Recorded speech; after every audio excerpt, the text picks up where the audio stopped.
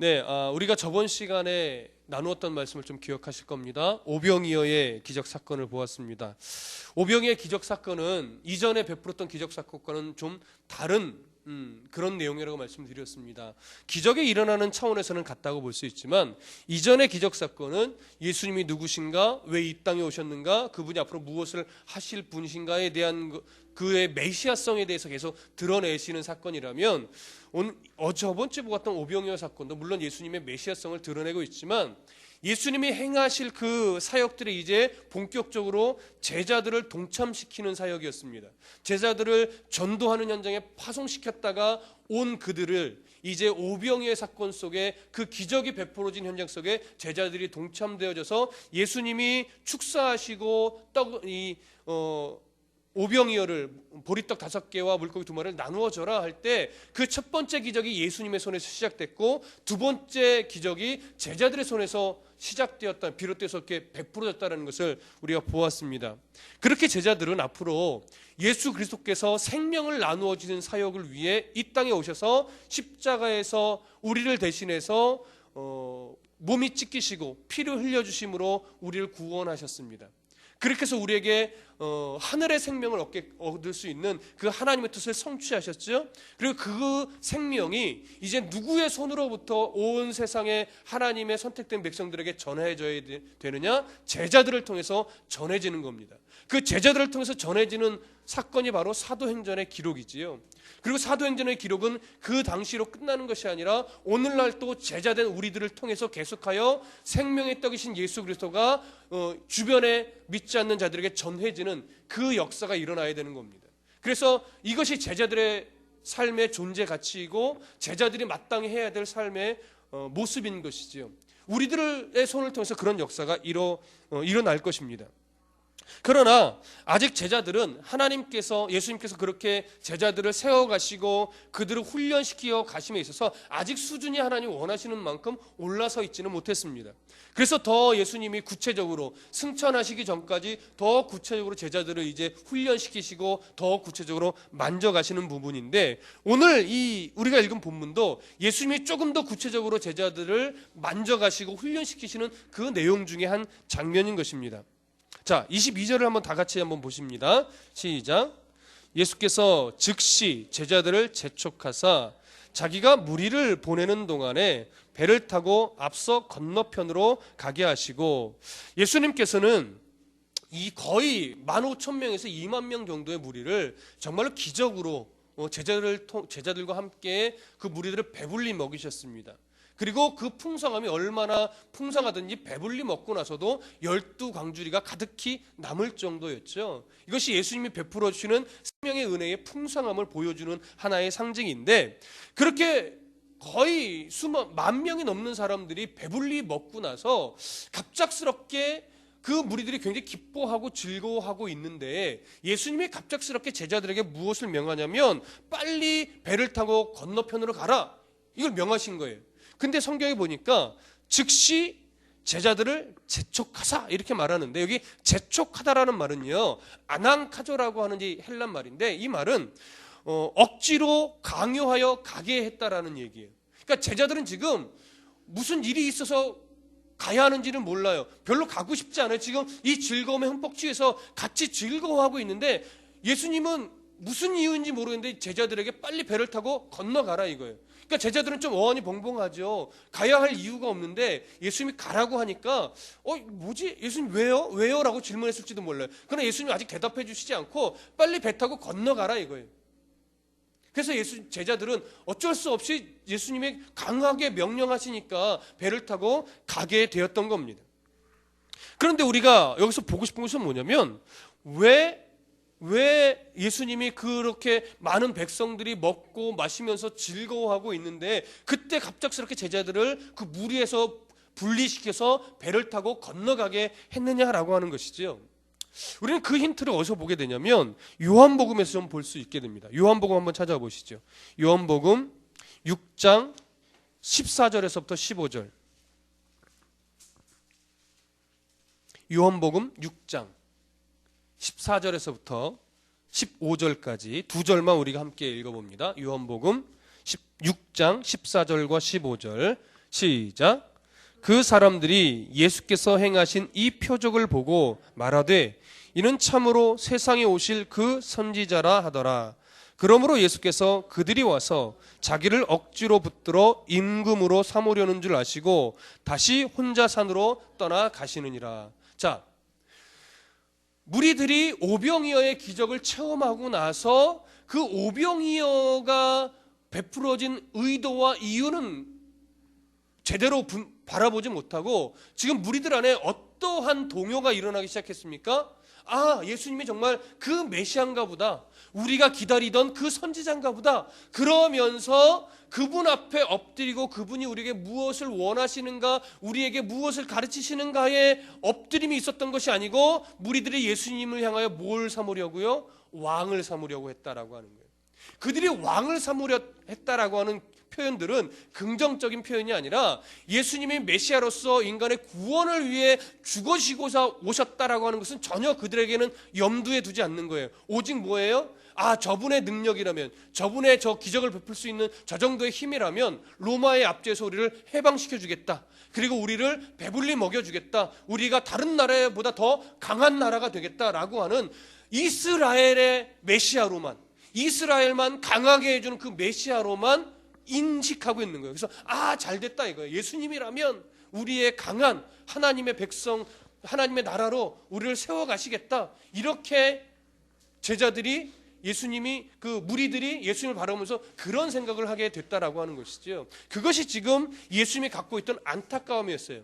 그런데 더 예수님이 지금 안타까워하고 있는 이유 중에 하나는 뭐가 있냐면 제자들도 같이 덩달아 동요되고 있는 거예요. 그 무리들의 그 외침에 제자들이 같이 동요가 되고 그 무리들의 생각 속에 휩쓸리는데 제자들은 어떤 생각이 있었을까요? 나중에 성경을 보면 그런 장면이 나오는데 그래, 야, 예수님이 왕이 되면 누가 예수님의 좌편에 앉고 누가 우편에 앉게 될까? 그러면서 자신들의 어떻게 정치적인 위치, 자신들의 출세 욕망이 슬며시 뭐예요? 고개를 쳐들고 있는 거예요.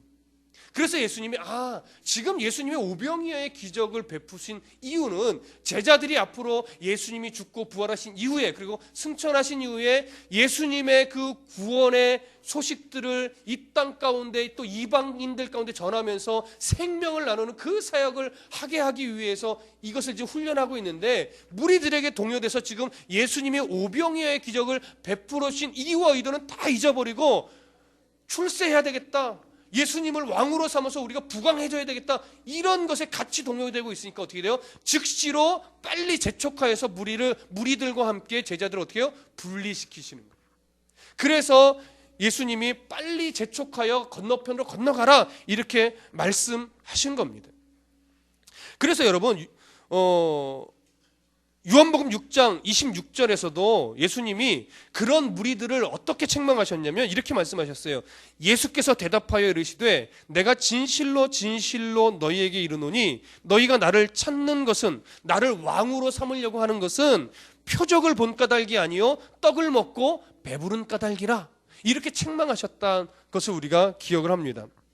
제자들이 지금 그런 분위기에 같이 동요되고 휩쓸리고 있으니까 예수님은 빨리 이 무리들의 들뜬 마음도 가라앉히고 제자들의 허황된 꿈도 가라앉히시기 위해서 제자들을 재촉하여 무리들과 지금 분리시키신 겁니다. 그리고 나서 예수님은 이제 홀로 기도하러 가셨죠. 자, 이제 오늘 본문으로 다시 돌아가셔서 마태복음 14장 24절을 다 같이 읽어봅니다. 마태복음 14장 24절 다 같이 읽습니다. 시작. 배가 이미 육지에서 수울이나 떠나서 바람이 거스름으로 물결로 말미암아 고난을 당하더라. 제자들이 이제 예수님 말씀대로 배를 타고 건너편으로 건너가고 있는 중입니다. 근데 얼마나 건너갔는지 정확하게 알 수 없지만 성경은 수리나 떨어졌다라고 말합니다. 여기 수리라고 하는 것은 이 리가 우리나라의 리라고 번역을 한 거예요. 그래서 거리를 나타내는 개념이죠. 몇 리나 갔냐 뭐 그런 개념인데 이 리라는 것은 헬라어로 보면은 스타디온이라고 하는 겁니다. 스타디온. 그러니까 스타디온이라고 하는 개념은 1스타디온이 대략 한 200m 한 대략 200m 정도 되는 거리예요. 한 스타디온이. 근데 여기서 여러 스타디온이라고 하는 것은 한 몇 킬로 정도 지금 떨어졌다라고 하는 거죠. 대략 뭐 한두 1, 2스타디온 정도를 말하는 것이 아니고 학자들은 한 2km에서 4km 정도 이제 배를 타고 이렇게 무리들과 멀어져간 거리 정도 될 것이다. 이렇게 얘기를 합니다. 근데 그렇게 2km에서 4km 정도를 배를 타고 쭉 그 무리들과 떨어져서 바닷속으로 호수 속으로 쭉 가고 있을 때 갑자기 뭐가 불어닥쳤냐면 폭풍우가 몰아닥친 거예요. 근데 이 폭풍우가 몰아치면서 어떤 일이 벌어졌냐면 무리들이 고난을 당하더라 이렇게 표현하고 있어요. 24절에 술이나 떠나서 바람이 거스름으로 물결로 말미암아 고난을 당하더라. 근데 여기 고난이라는 것은요, 그 어떤 느낌이냐면 죽을 지경으로 어려운 처지에 놓인 그런 상황을 표현하는 말인데, 생각해 보세요. 지금 제자들은 그 바닷가에서 잔뼈가 굵은 어부들이에요. 웬만한 바람 갖고는요 알아서 해결하지, 이게 죽을 것 같아 막 두려워할 정도로 이러지 않습니다. 그렇기 때문에 지금 이 불어 닥친 폭풍우가 얼마나 이전에 경험하지 못할 만큼의 아주 거센 폭풍우였는지 우리가 짐작하게 되는 것이지요. 그런데 이 폭풍우가 우연히 오게 된 것이 아니라 예수님이 어떤 의도를 가지고 불어 닥치게 했던 바람이라는 것을 우리를 오늘 본문을 통해서 우리가 보게 될 텐데, 25절과 26절을 한번 다 같이 읽어봅니다. 25절과 26절 시작. 밤 사경에 예수께서 바다 위로 걸어서 제자들에게 오시니 제자들이 그 바다 위로 걸어오심을 보고 놀라 유령이라 하며 무서워하여 소리 지르거늘, 산속에서 홀로 기도하시던 무리와 떨어지고 제자들을 건너편으로 먼저 보내신 후에 홀로 산에 가셔서 기도하시던 예수님은 밤 사경쯤에 그 폭풍우 치는 바다 위를 걸으셔서 제자들에게 오셨습니다. 여기서 밤 사경이라고 하는 것은 오늘날로 얘기하면 새벽 3시에서 6시 사이를 말하는 건데, 당시 로마에서는요 오후 6시에서부터 다음날 새벽 6시까지를 4등분했습니다. 3시간씩. 그래서 6시부터 7시, 8시, 9시를 1경, 그리고 다시 7시부터 이제 8시, 9시, 10시 2경, 11시, 12시, 1시 뭐 이런 식으로 제가 지금 약간 1시간 틀리게 말한 것 같은데 이렇게 4등분을 했어요. 그래서 1경, 2경, 3경, 4경으로 나눴는데 이 4경이 바로 새벽 3시에서부터 6시까지의 그때를 말하는 겁니다. 그때 예수님이 두려워하고 있는 제자들에게 오신 거예요. 근데 여전히 폭풍은 어떻게 해요? 거세게 몰아치고 있어요. 그리고 나서 두려워 떨고 있는 제자들에게 예수님이 그 폭풍우를 밟고 오신 거예요. 세찬 바람과 거친 물결과 지구의 중력이 예수님의 발걸음을, 물 위로 걸어오신 예수님의 발걸음을 묶을 수 없었고 물속으로 집어넣을 수도 없었던 것입니다. 왜냐하면 예수님께서는 만물의 창조주이시고 그 자연의 주관자이시기 때문에 그런 것이죠. 근데 제자들은 그렇게 바다 위를 걸어오시는 예수님을 보고 흠칫 놀라며 유령이다라고 생각한 거예요. 왜? 제자들은 지금 예수님이 물 위를 걸어서 자기들에게 오실 것이라고 전혀 생각하지 못하고 있었기 때문에 그렇습니다. 그렇게 두려워하고 있는 제자들에게 예수님은 27절에서 이렇게 말합니다. 예수께서 즉시 이르시되 안심하라, 나니 두려워 말라. 나니 두려워하지 말라. 그들을 안심시키시고 사실은 위로하시는 겁니다. 그런데 지금 이렇게 안심하라, 나니 두려워하지 말라라고 말씀해 주실 때에 폭풍우가 사그러들었을까요? 아니요, 아직 폭풍우는 전혀 사그러들지 않았습니다. 폭풍우는 계속해서 바람을 일으키고 물결을 치게 하면서 무서울 정도의 폭풍으로 계속 몰아치고 있는데, 그때 예수님은 뭐라고 말하냐면 나니 안심하라, 두려워하지 말라라고 이야기하는 겁니다. 예수님께서는 이미 마태복음 8장에서 폭풍우를 잠잠케 하시는 자신의 메시아성을 제자들에게 보이셨었죠. 그렇죠? 기억하십니까? 예수님은 그 배의 한쪽 편에서 잠자고 있었습니다. 폭풍우는 몰아치고 제자들이 두려워할 정도의 폭풍우가 그때도 한번 일어났었어요. 그런데 그래서 그들이 무서워서 예수님을 막 깨웠죠. 예수님, 우리가 죽게 생겼습니다. 그랬더니 그때 예수님이 일어나셔서 이 믿음이 작은 자들아 라고 하시면서 바람과 바다를 꾸짖으셨습니다. 그랬더니 바다가 잔잔케 되었었죠. 그때 한번 제자들은 예수님이 이 폭풍우도 잔잔케 하시는 정말 세상의 주관자가 맞구나라는 것을 한번 눈으로 경험한 적이 있었습니다.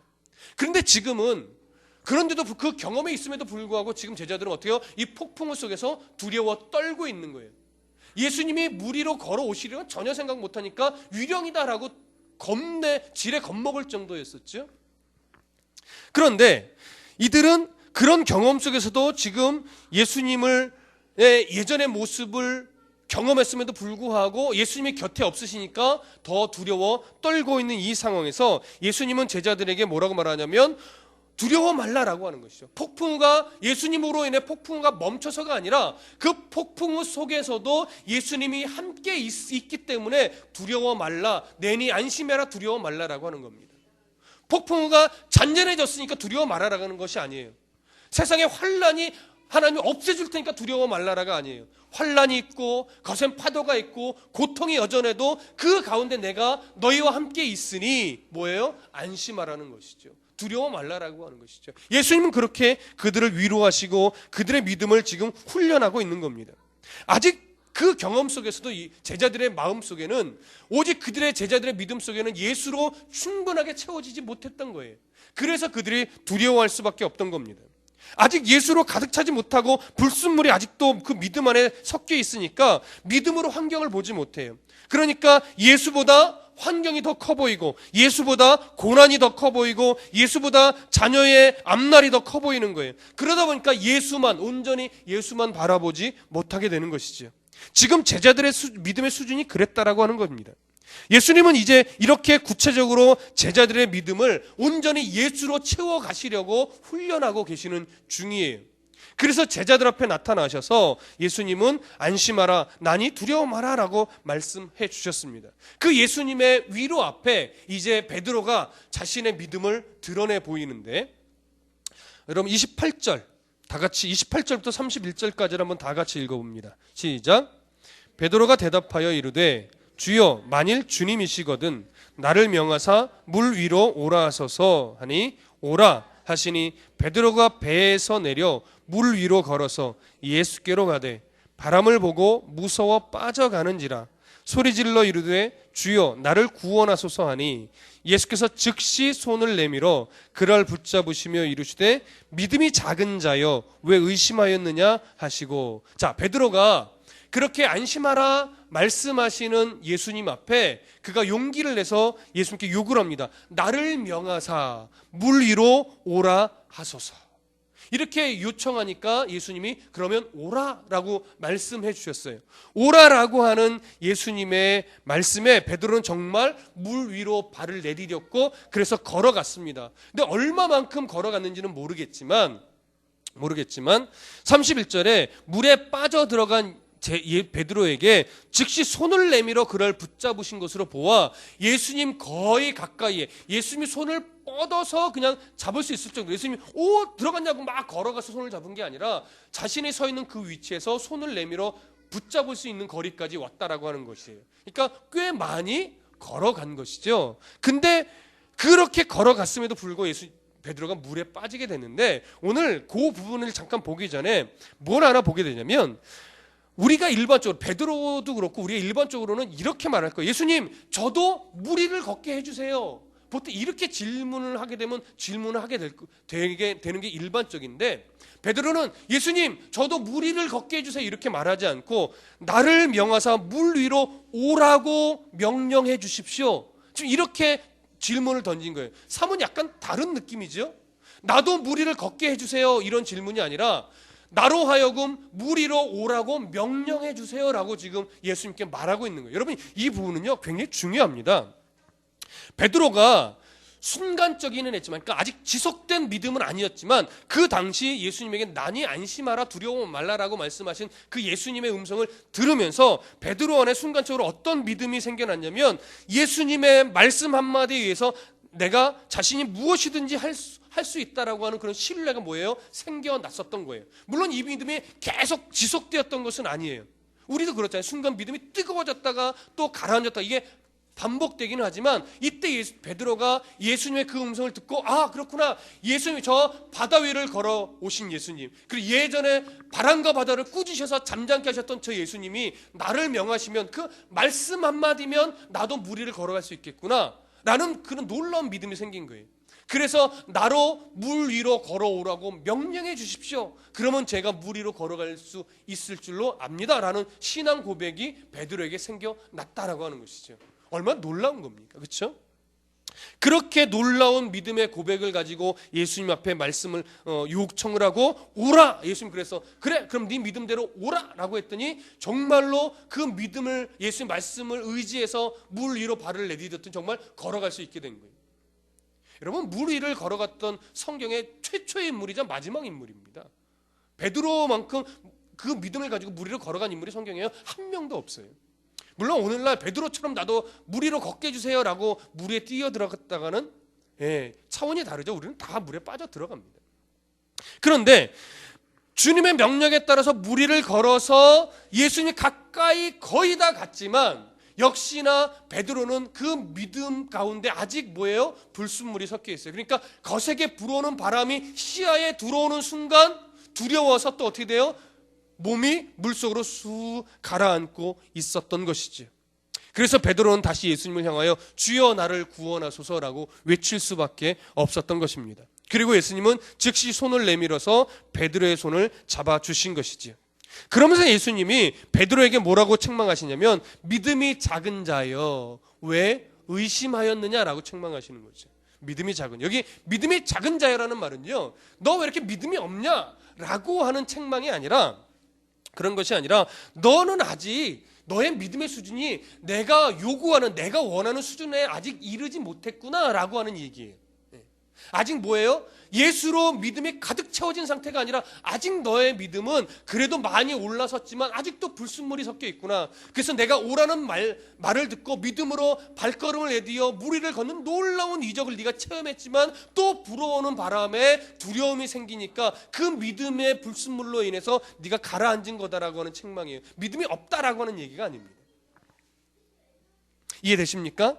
이것이 바로 제자들의 믿음의 수준이었던 겁니다. 그 제자들의 믿음의 이 수준, 아직도 불순물이 섞여 있어서 기적을 체험하고 예수님의 능력을 보고 그분의 메시아성을 보았음에도 불구하고 무리들이 동요할 때 그러면 나도 예수님과 함께 한 자리를 차지할 수 있겠지라고 하는 이런 불순물적인 생각을 또 일으키는 거예요. 예수님 몰랐다라는 것이 아니에요. 알면서도 그런 생각이 자꾸 일어나지요. 여러분 우리들도 마찬가지 아닙니까? 내가 주님만 이제 있으면 돼. 그래 내가 주님만 붙잡고 살아야지. 어떤 환난과 어려움이 와도 주님이 나를 떠나시지 않는데 뭐라고 위로받고 또 힘을 내보지만 또 하루하루 살아나갈 때 또 어려움이 또 몰아치면 그 어려움이 주님이 주신 은혜보다 더 크게 보이는 거예요. 그게 우리들의 모습이에요. 목사는 안 그러겠습니까? 다 마찬가지죠.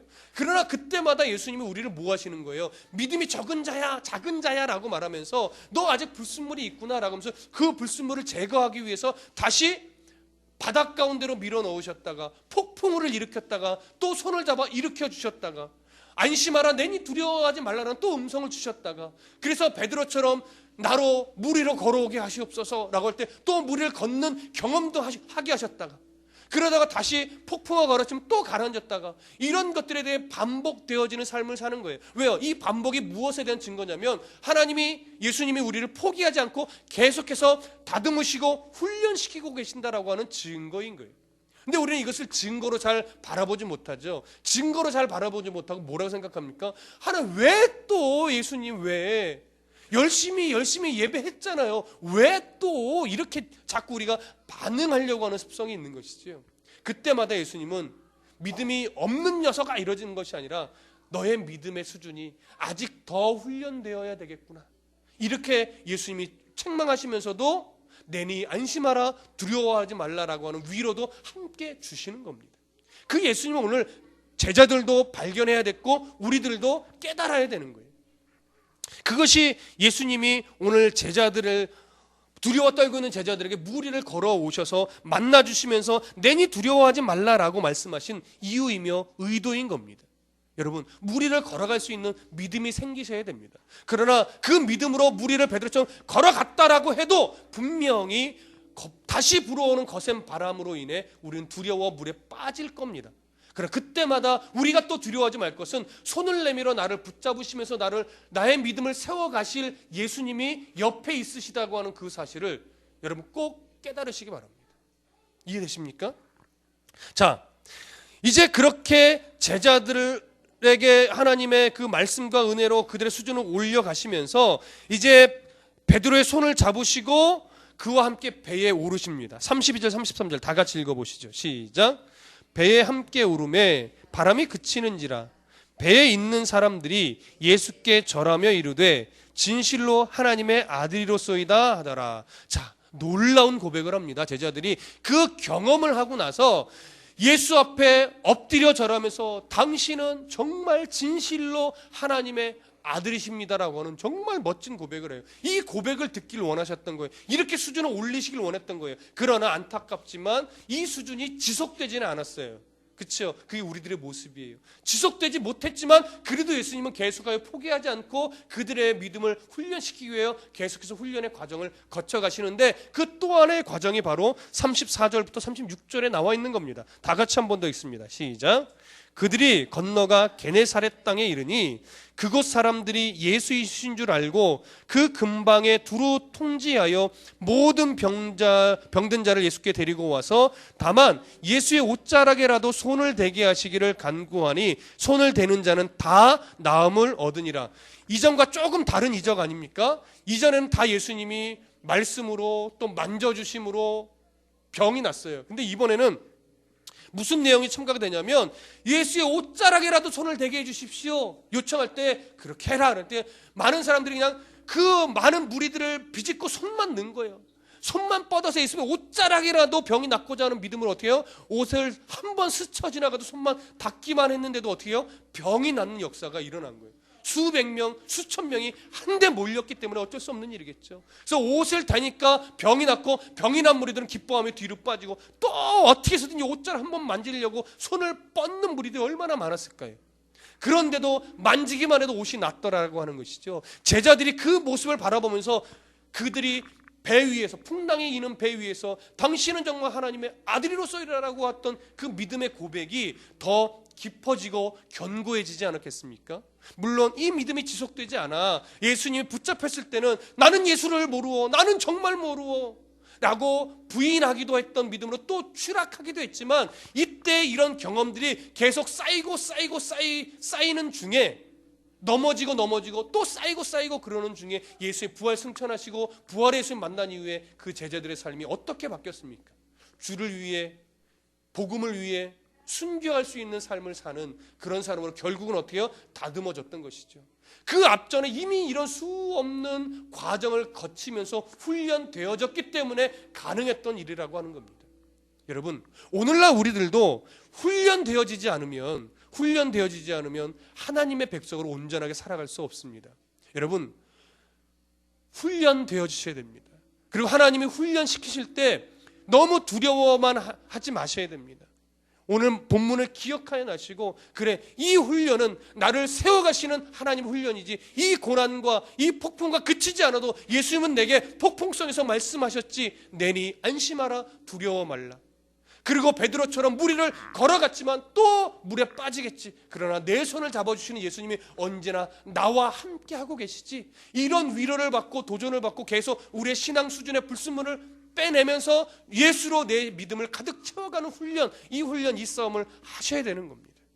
이것이 오늘 제자들을 훈련시키시는 예수님의 내용이시고 오늘 우리들에게 그런 훈련을 믿음으로 받아내야 된다, 믿음으로 견고해져야 된다라고 우리들의 믿음을 계속 요구하고 계시는 예수님의 마음인 것입니다. 여러분, 훈련을 잘 받고 믿음이 바르게 자라서 풍랑도 예수님으로 인해 두려워하지 않을 수 있는, 어떤 고난도 믿음으로 이겨내고 넘어갈 수 있는 성도의 수준이 되어서 끝끝내 하나님이 원하시는 그 일들을 아름답게 감당하심으로 하나님의 뜻을 이루어내는 그런 성도가 되시기를 간절히 부탁드립니다. 기도하겠습니다.